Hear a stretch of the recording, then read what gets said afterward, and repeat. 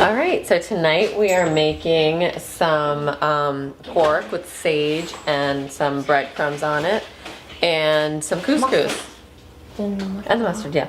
And couscous with some cranberries, and I was doing pine nuts, but somehow I can't seem to find any now in my house. So maybe we'll do almonds or something. It's nice to have couscous. It's just a good base for all different stuff, and it's always in my cabinet.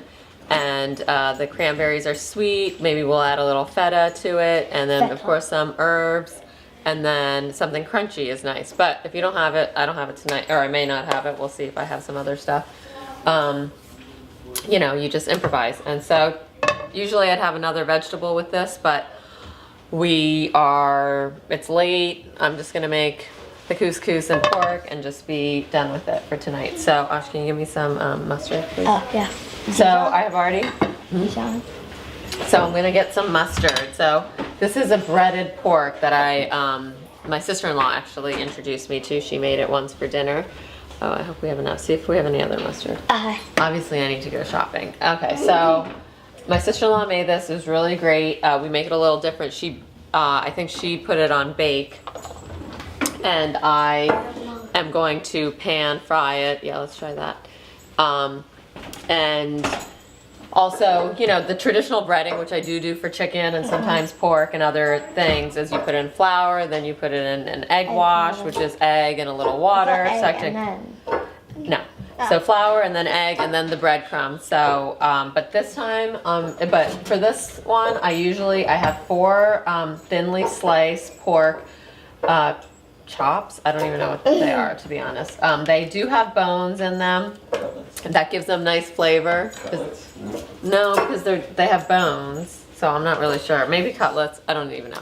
They just look like this. They're just some pork, there's some bones. Like, it's not really a pork chop, you're right, but so it's something like that.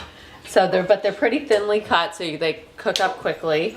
And instead of doing the whole rigmarole of the bread, the flour and eggs, and then the breadcrumbs, all I'm gonna do is put some mustard on them. The recipe, I think, had called for you put the mustard into the eggs, so then that's where it gets the mustard flavor. But I'm supposed to use Dijon mustard. Of course, I have Dijon. I don't know if I'll have enough. And then, no, I don't need that. And then, Okay then.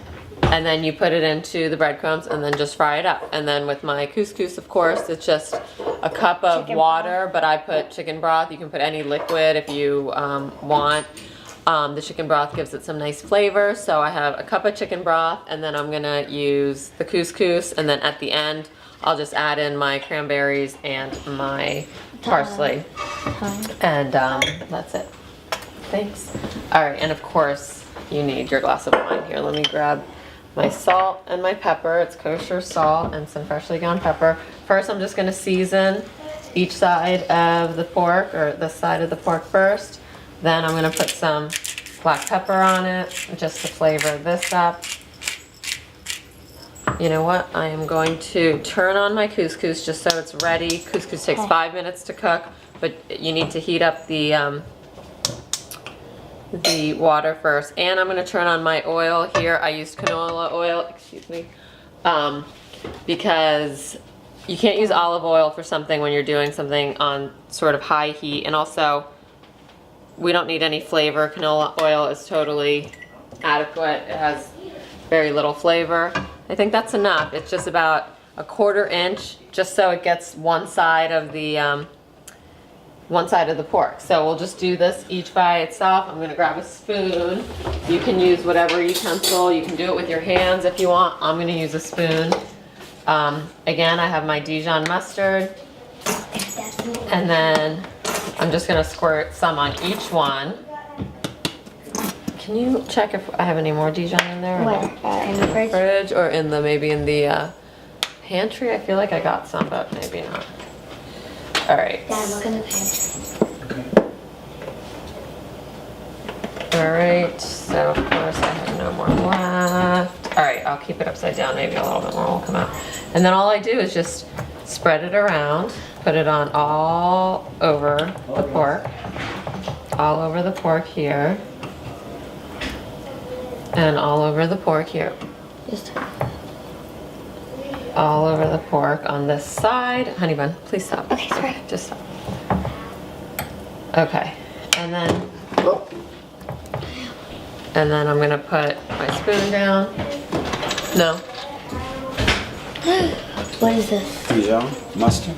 Okay, so this is whole grain Dijon. That's good. All right, so I'll put some on this one. We have a fridge outside that I forget what's out there usually. Here, you know what? Usually there's no dead time, but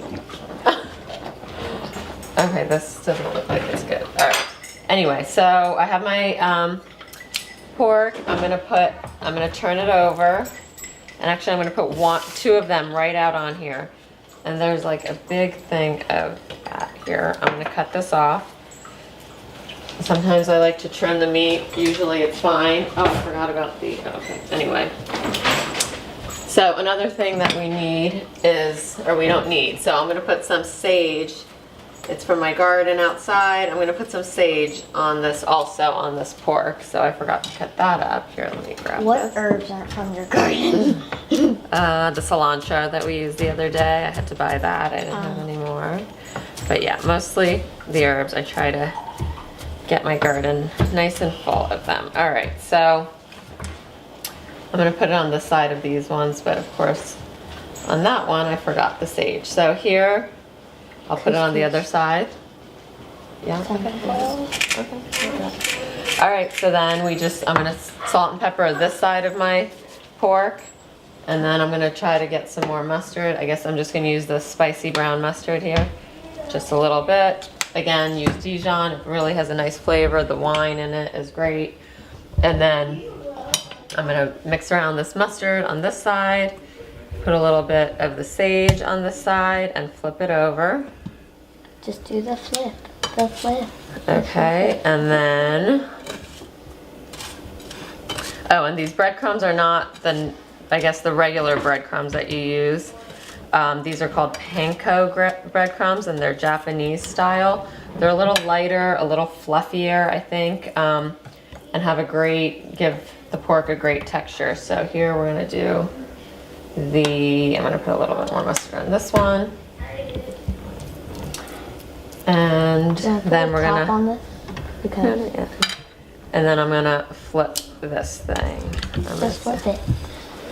I'm just gonna put it on the side here. I have probably a bigger plate. Usually I get smaller cutlets, but this time this is what they had. And so I'm gonna put this one on here. I'm gonna put a little salt and pepper on here. And I'm gonna throw a teeny bit of the breadcrumbs into my oil and just see if it's almost ready. You know, when you put the meat in, you want it to sizzle a little bit and I think it's ready. and fry up nicely. You don't want it just sitting there soaking in oil. Then that's when it just gets absorbed all into the meat and not just Wait, what does it mean to like sizzle and fry? Oh, like, yeah, it just like means it's hot enough, like when we, you know, like yesterday. so what's this like? So that's not quite ready because it should just like right when I put it in, it should like psst, like sort of start sizzling. It kind of is, but it's kind of not. So. It's not all the way All ready. right.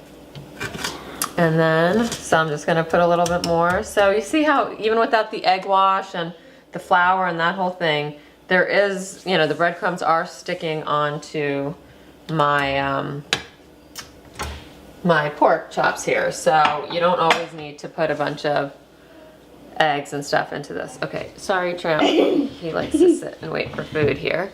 I'm gonna grab. And of course the food comes, but I'm gonna grab some cranberries that I'm gonna be putting in to my couscous here, and they're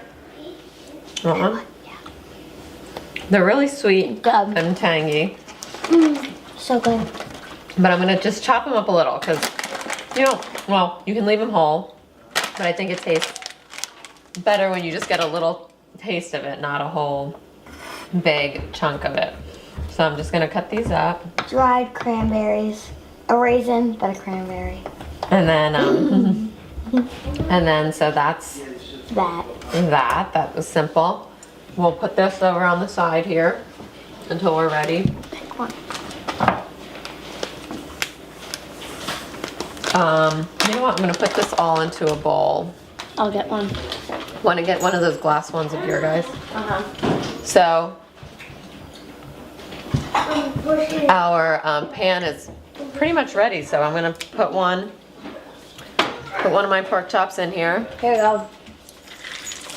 That's the sizzle Oh you my want to hear. god.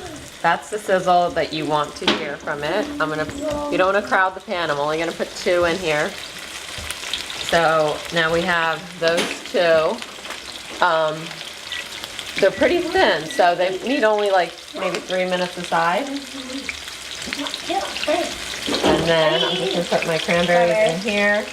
And another thing I need for my couscous is some parsley. So also, especially when it's from your garden, you want to make sure you have cleaned it nicely because sometimes it's in the mud and Buggy booze.